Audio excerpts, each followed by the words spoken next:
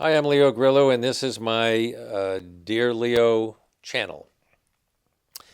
If you punch in Dear Leo Grillo and you come up to this, but if you just put in my name, you come up with a whole bunch of stuff.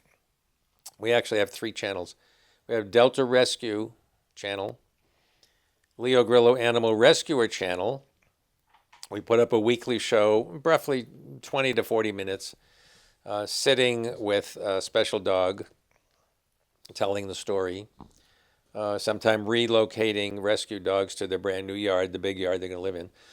And then I started this because I have a lot of information, a lot of experience to share. I've been sharing it with my mailing list for 40 some odd years. Now I'm going to do it this way. Now here's a question. I've had this before.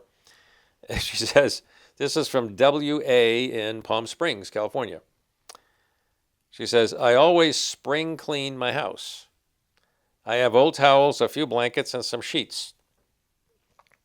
Can you use them? Well, I'm kind of jealous of spring cleaning. You know, the years fly by, and I don't know one season from another.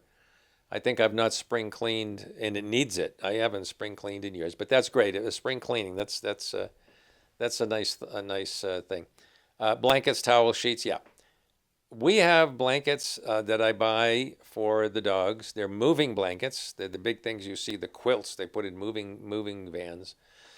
And we fold them up four times. Each one has these four folds. It's a thick blanket. We use them for like mattresses.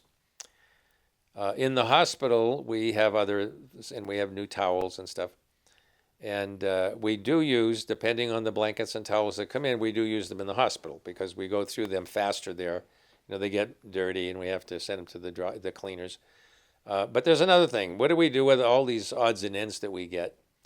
Well, you know, it's dedication and everlasting love to animals. That's our name. It doesn't say dedication everlasting love to dogs, cats, and horses. It says to animals. All animals. Every animal has a right to live. Every animal wants to live. The cockroach wants to live. Everybody wants to live. So we have living out here and being in the desert and being in the foothills. Anybody out here they don't tell you, they keep it secret, but the truth is we all have a rodent problem. And what is the rodent problem? The rodents want to live too. So what's the problem? Well, they're living in your house, or they're living in the wires in your car, and they're messing up life. So they do nasty things to them. Well, we don't.